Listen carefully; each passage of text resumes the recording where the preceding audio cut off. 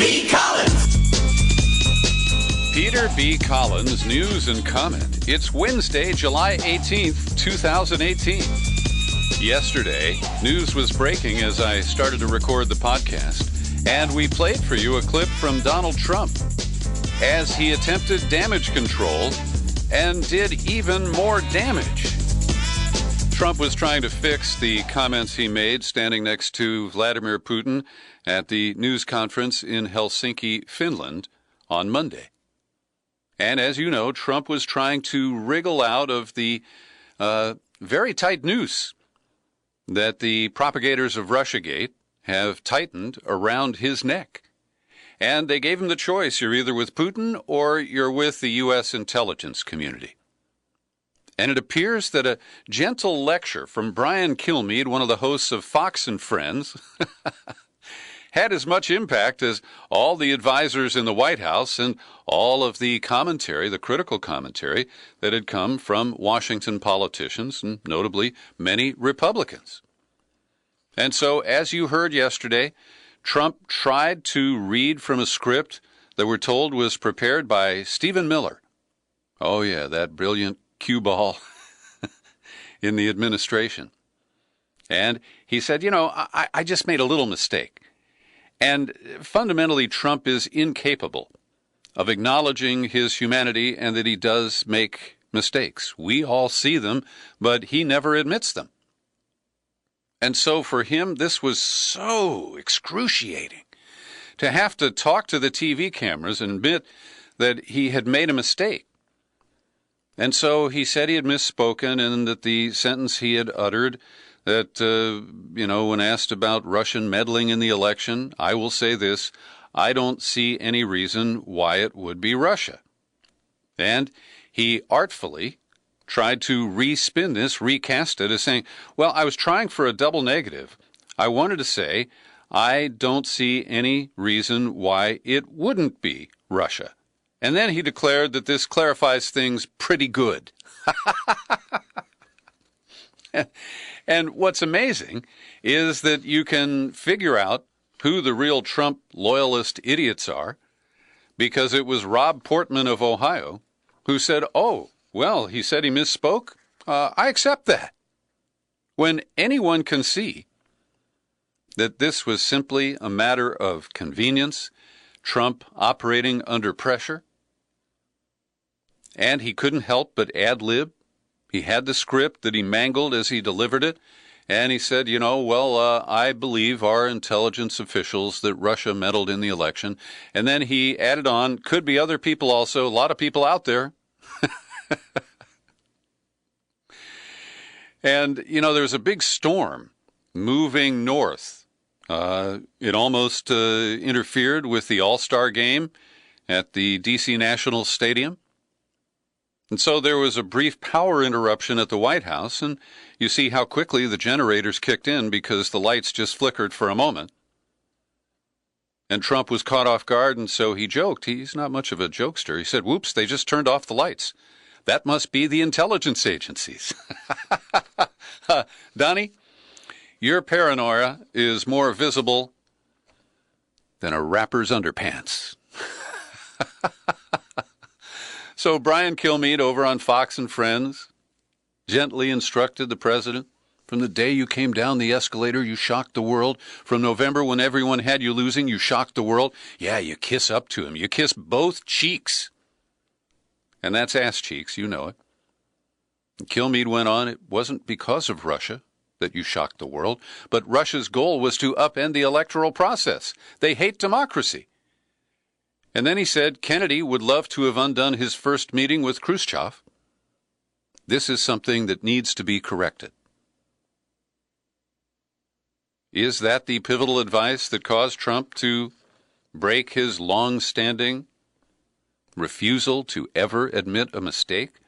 Or was it the new communications director, Bill Shine, the expert at covering up sex scandals over at Fox News, who's come over to help the president cover up whatever kind of scandals, come along? Well, he apparently was able to help persuade Trump that a statement needed to be made. And then Stephen Miller, described by the New York Times as a speechwriter, I think he's the immigration hate monger. Anyway, he drafted something that was rewritten several times. Mike Pence, the vice president, weighed in on it at one point before the president delivered that to reporters. So it's an embarrassing episode. And once again, the media is trying to really corner Trump. Putin or the CIA? What's it going to be, Donnie boy? You've got two choices if you want to get out of here alive. And this led Trump to compound his contradictions, because today Trump appeared to say that Russia is no longer targeting the United States, contradicting the dire warnings issued just a few days ago by Dan Coats, the former Indiana senator who's now director of national intelligence. And this is just part of the back and forth, the sloppy contradictions that Trump has been committing on himself. So the question was put to the president, is Russia still targeting the United States? And Trump said no. And once again, we have a flurry of reaction. Lindsey Graham, quote, I'm dumbfounded by the statement. He doesn't believe that the Russians are still up to it. We need to reconcile the difference between him and the intelligence community. I agree with the intelligence community. Tell me why I'm wrong, Mr. President. And it appears to me that Trump has lost the priming of his bullshit pump. You know how pumps work, if they start to falter, they lose their draw, then you have to reprime it. And Trump is such a consistent and compulsive and obsessive bullshitter that when he is confronted by his own inconsistencies, he doesn't really know what to do. And Obama referenced that without mentioning Trump in his speech in South Africa yesterday, honoring Nelson Mandela. Now, Obama's got his own lies, and Obama did a lot of things that were deceptive and dissembling by not talking about them. Trump is compulsive, and he talks about things and gets himself into trouble. Obama was cool and collected, as he routinely deceived the American public. Richard Burr of North Carolina, chair of the Intelligence Committee, said he has no reason to doubt the warnings from intelligence agencies about the midterm elections. And Mark Warner, the top Democrat on that committee, piled on. And my question is, exactly how would Putin, the brilliant master of the world, how would he manipulate 435 House elections and approximately 32 Senate races? Just how do they do that? Is it by sowing discord? We do such a great job of that, and Trump eggs us on a daily basis. And there's an interesting analytical piece in the Times today penned by Peter Baker. He quotes Bob Corker, the lame duck and lame Republican from Tennessee, who said, the dam has broken. Republicans are no longer locked into loyalty to Trump. Because after all, I cited yesterday, 27 of them had statements where they embraced the intelligence community without quite calling out Trump.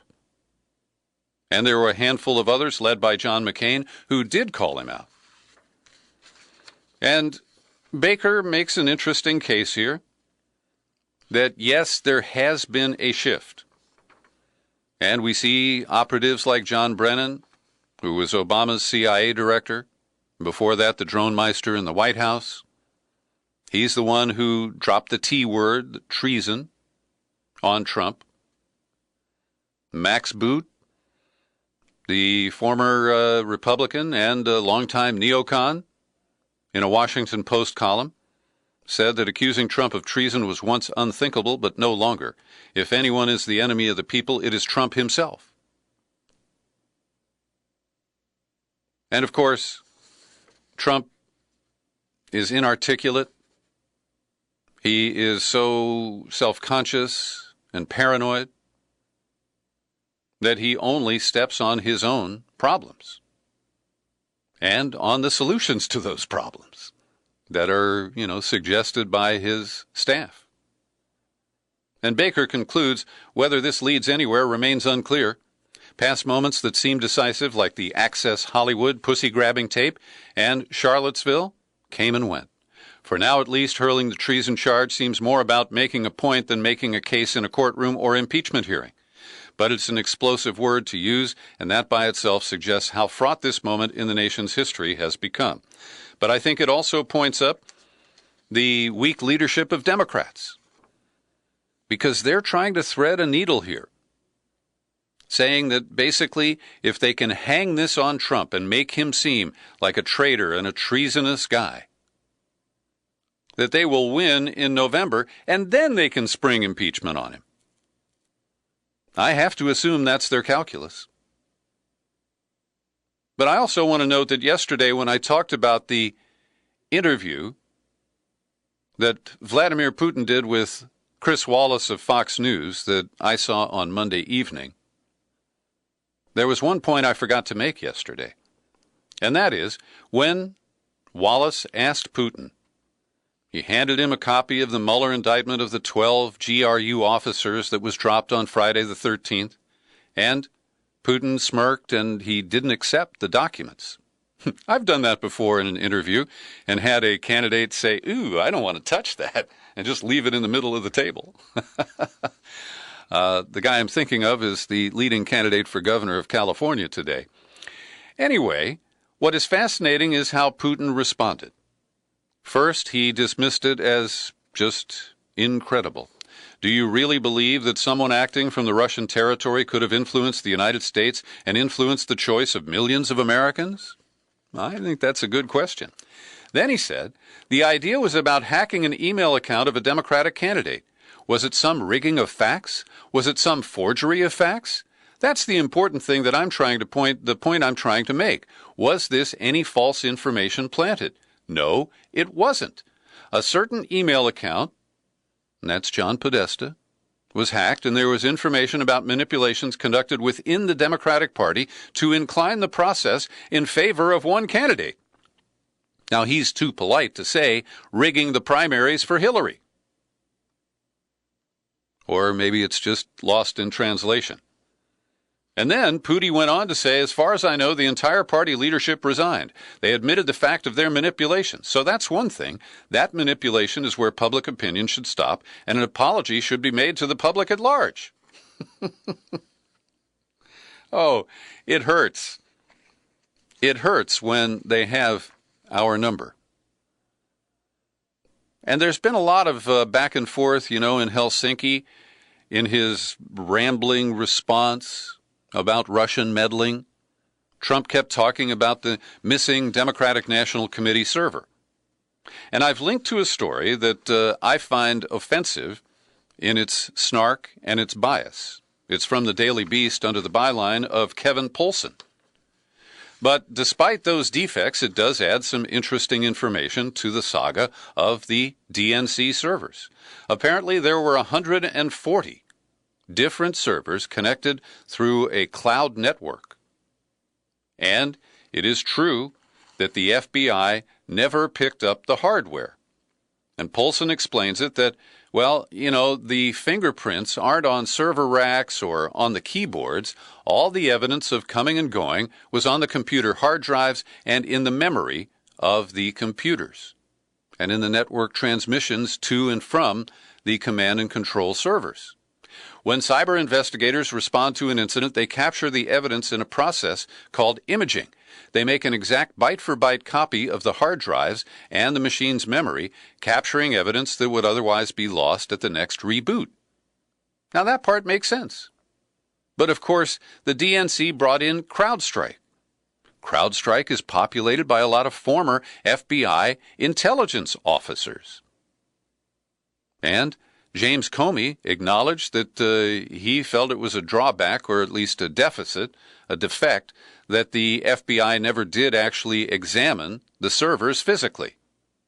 But he did accept that CrowdStrike had made images that were sufficient for the FBI to do its forensic investigation. And I, of course, question CrowdStrike's objectivity and the manner in which they so quickly lowered the boom on Russia as the source of the hacks. And as we know, hacking can disguise the actions of the people who do and attribute it to others. But of course, we all know Russia did it, and who needs any facts? So we got a real live spy who's in custody in the United States, a kind of Mata Hari who at some points offered to use her sexual capabilities to try to win the affections of targets. Maria Butina, the redhead, and I suggest that's a bottled red.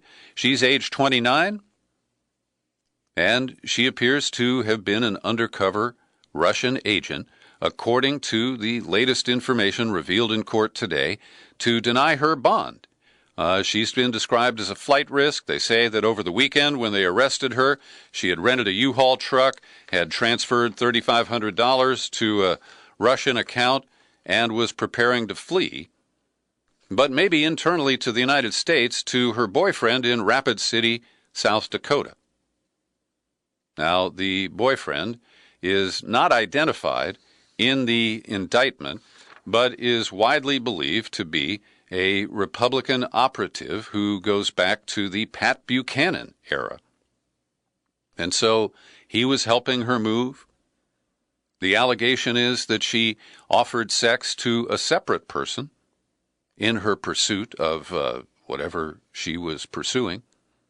And we hear about messages back and forth between her and Alexander Torshin, the deputy head of Central Bank in Russia, who apparently was her handler and the intermediary who gave her instructions and received her reports. Now, none of this is proven.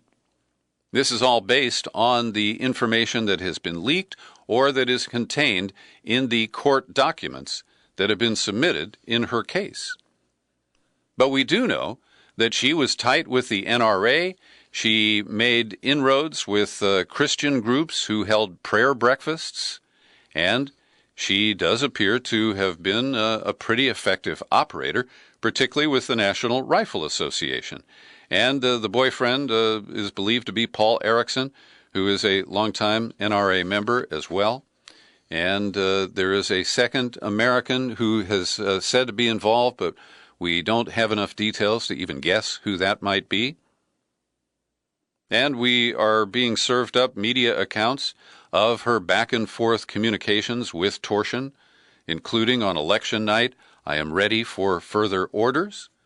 So at least on the face of it, this is quite damaging. And as I mentioned yesterday, the fascinating element here is that this indictment has not been brought by the special counsel. This is not part of the Mueller investigation. Yet the media accounts conflate it with the indictment of the 12 GRU officers last Friday, the 13th. And I can't explain why this is being pursued separately from the Mueller investigation. It certainly seems to fall within his purview. And so we will have to wait to see what evolves here, what further information is produced. But we know this: Butina is in American custody. And unless she takes a plea deal, there will be a trial, and there will be evidence available to the public. And it's possible that this scheme that we're seeing the threads of could relate to the huge increase in expenditures by the NRA on presidential candidate advertising in 2016. Was there money funneled from Russia to the NRA in support of Trump? And what about Putin's claim about $400 million from Bill Browder into the Clinton campaign? He's not a loose cannon like Trump. That is likely based on something. I can't prove any of it. I don't have any indication that such an amount of money was pumped into the campaign or that it came from any offshore sources. But for Putin to drop that, well, I think it deserves a whole lot more investigation. My friend Jason Leopold has returned to reporting on documents that we can see. As you know, I have had some criticism for Jason's work since he joined BuzzFeed, where he has participated in reporting based on leaks and anonymous sources. And I took that directly to Jason in a podcast earlier this year. But today at BuzzFeed, he has gotten a document from the NSA from its former director, Mike Rogers, dated February 15th, 2017. And Rogers instructed his staff not to go tit for tat with our dear tweeter. He said, "We will not get sucked into this. Everyone needs to do their job and do in our normal professional and forthright manner. Our behavior will be driven by the standards of our profession and not the comments or views of others. No tit-for-tat pettiness from anyone at the NSA on this. We do not condone the leaking of classified or sensitive information, and anyone at NSA determined to be behaving in such a manner will be held accountable, and I don't care about their rank or position." Yeah, of course, unless it's you. Julian Assange appears to have gained some legal advantage. It's a little bit complicated. There is, in Costa Rica, the Inter-American Court of Human Rights. And on Friday, the court ruled that it's the duty of nations to allow for the passage of successful asylum seekers from embassies to the mainland territory of the state that has granted an individual asylum. For Julian Assange, this would mean that Britain has a legal obligation to allow him to exit the Embassy of Ecuador in London in peace and allow for his safe transit to an airport from which he would be able to fly to Ecuador, the country that has granted him asylum, and also where he now holds formal citizenship.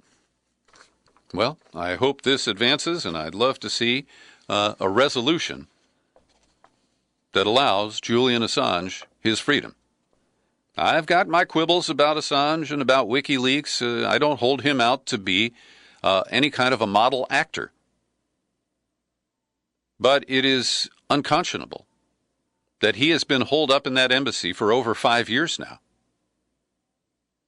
And his animus against toward Hillary Clinton is well known, and it's understandable in a lot of ways. Every day I pause for a second to thank the people who support my work here at the Peter B. Collins Podcast with your subscriptions. And I don't have my list in front of me of people who recently contributed via PayPal, but you know who you are. And I invite those who never hear their names mentioned here because you're not a subscriber to get on the stick. Come on over to peterbcollins.com, find the menu tab, pull it down, jump onto Become a Subscriber. You'll land on the sign-up page where the options are clear. If you prefer to avoid PayPal, that's your option. You can just direct your communications to me at my post office box, 150-660, San Rafael, California, 94915. That's box 150-660, San Rafael, California, 94915. And my subscribers get first dibs on a 2-part series that will start today. First up, you're going to hear my conversation with Nina Morrison, which was first posted at Who, What, Why a couple of weeks ago. She is a senior attorney for the Innocence Project, and she opens up on an op-ed that she wrote for the New York Times about prosecutorial misconduct in specific cases in New York. Here's an excerpt from my conversation with attorney Nina Morrison. Messiah Booker was prosecuted for murder. He wasn't actually convicted because all of the evidence supporting his innocence that Mr. Kurzrock, the trial prosecutor, hid was actually discovered by Booker's very diligent defense lawyer, Brendan Ahern, right in the middle of the murder trial. But it was a stunning turn of events that took place here near me in Long Island last May of 2017. And it was stunning both because of the wealth of evidence that the prosecutor had concealed. There were literally hundreds of pages of documents that he was legally obligated to turn over, told the defense he didn't have, and actually took the covers off of police notebooks to hide what he was hiding and make it look like he hadn't removed any pages. Really extraordinary stuff. And when it was discovered mid-trial, to the district attorney's credit, then District Attorney Tom Spoda promptly fired Mr. Kurzrock for misconduct, made a public statement not flinching from what had happened, and ultimately dismissed the murder case against Messiah Booker, who was allowed to plead to a much more reduced charge of attempted robbery, in which he'd only serve about 3 more years in prison, and then he could be released to be with his family. But after Kurzrock was fired, the DA's office announced that they would review additional cases, and there have since been 4 other murder charges that have been thrown out either in the middle of prosecution or in one case after the person was already convicted and did several years in prison because of the same thing, Kurzrock withholding exculpatory evidence. That's Nina Morrison of the Innocence Project. You can hear the full interview with her. It's available for subscribers today at peterbcollins.com, at iTunes, TuneIn, Spreaker, Stitcher, and wherever you find my podcasts. Now, part 2 will be posted tomorrow. That's an interview with an actual exonerated innocent person. Jeff Deskovic was convicted of rape and murder that was alleged to have been committed when he was 16 years old. And he was convicted, and he spent almost 16 years in prison before the Innocence Project identified the actual culprit who confessed to the crime and was subsequently convicted. And these miscarriages of justice occur far too often in this country. The latest example is from an article in today's at the Intercept today, under the byline of Brooke Williams and Sean Musgrave. And they talk about how the team of federal prosecutors charged with promoting consistency and fairness in death penalty cases is engaged in a massive case of a circular firing squad. They are attacking each other. And it's a little complicated, but the central figure is a woman, a federal prosecutor, named Jochebed Rodriguez Cos. She sued the Justice Department, claiming she had been discriminated against. And that is unrelated to what has been exposed because of her lawsuit. All right? She accused James Peterson, who still works on the death penalty team, of destroying interview notes that he took as part of a murder case in Indiana. And a woman named Amanda Haynes, who retired from that team in 2017, submitted a sworn statement in support of Rodriguez Cos's lawsuit. You get it? So Haynes here is the main accuser. She says when she took over that case in 2014, she found that Peterson had destroyed notes from interviews with 12 witnesses. That is against the law. That is a violation of Brady. And there's another case cited here where Haynes accused another former co-worker named Stephen Mellon of failing to review stacks of potential evidence or interview important witnesses in another death penalty case, which she inherited, and she got boxes of evidence that no one had ever reviewed. And get this, Stephen Mellon went on to be named one of the lead prosecutors in the Boston Marathon trial of Dzhokhar Tsarnaev, a case which Who, What, Why has done great digging on, and we know that the government heavily managed the prosecution of Tsarnaev, and I would suspect they did not share potentially exculpatory evidence, with the defense team for Tsarnaev. And if that's the case, that would be consistent behavior on the part of Prosecutor Mellon. Oh, and by the way, Rodriguez Cos has also drawn fire from a federal judge who accuses her of bad faith in a murder trial in Fresno, California. So nobody comes out of that one smelling very good. Here's another Supreme Court decision that got lost in the hubbub over the retirement of Justice Kennedy. And I credit Robin Abkarian, a columnist for the LA Times, who notes that there was an 8-1 decision at the end of the term, and it was written by Justice Sotomayor. And there is now, in the legal parlance, what is called a Pereira motion. And Pereira is a guy who was an undocumented immigrant who was picked up and subject to deportation. Only the notice to appear in immigration court didn't include a date, time, or place. It simply said they would be set. He was then convicted in absentia and ordered deported. But when he challenged that, the court ruled 8-1 that, well, you got to notify somebody to appear at a specific time and day, or it's not notice. And columnist Abkarian speculates that thousands of immigration cases may be declared, subject to reopening as a result of Pereira. Also, a long-shot lawsuit from the nation of Iran. They have gone to the International Court of Justice to sue the United States because Trump has breached the 2015 nuclear agreement between Iran and 5 other nations, plus the United States. Now, it's a long shot because it's based on a 1955 treaty under the government of the late Shah. And it's hard to tell whether that has any traction in the current context. Good piece by Kevin Gostola at Shadowproof today, highlighting how the judge in the Reality Winner case crossed the line and falsely claimed that her defense attorneys were in cahoots with an activist group that put up a large billboard in the town where the trial is underway. I think that's Augusta, Georgia.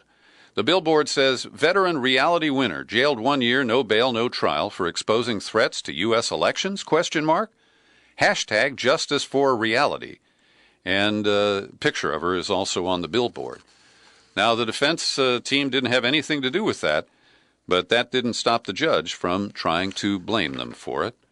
Another court case, Google on the losing side of a $5 billion judgment by European antitrust officials for its alleged maneuvering in trying to force the manufacturers of Android phones to include Google products on the phone.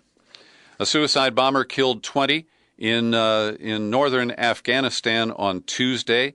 This is the war that goes on forever, that Americans yawn and say, whatever. And beneath the headlines, we see that the Trump team is trying to set up peace talks with the Taliban. And it appears that this suicide bombing was conducted by someone sympathetic to the Islamic State, trying to block the Taliban from peace talks with the United States. And finally today, 2 stories from the House of Representatives, where Republicans are scurrying to try to put together $5 billion for border security, including the wall. We'll see where all that goes. And may I end on a happy note today? Over 60 House Democrats have signed on to the fledgling Medicare for All caucus. You can blame Bernie Sanders for this, but I think it's progress to see Democrats moving beyond their crouching defense of Obamacare and acknowledging that the real path forward for health care reform in the United States is Medicare for All. Thanks for listening to my daily news and comment podcast. I hope you'll share it with somebody, anybody, everybody. I'm Peter B. Collins. Happy trails to you until we meet again. Happy trails.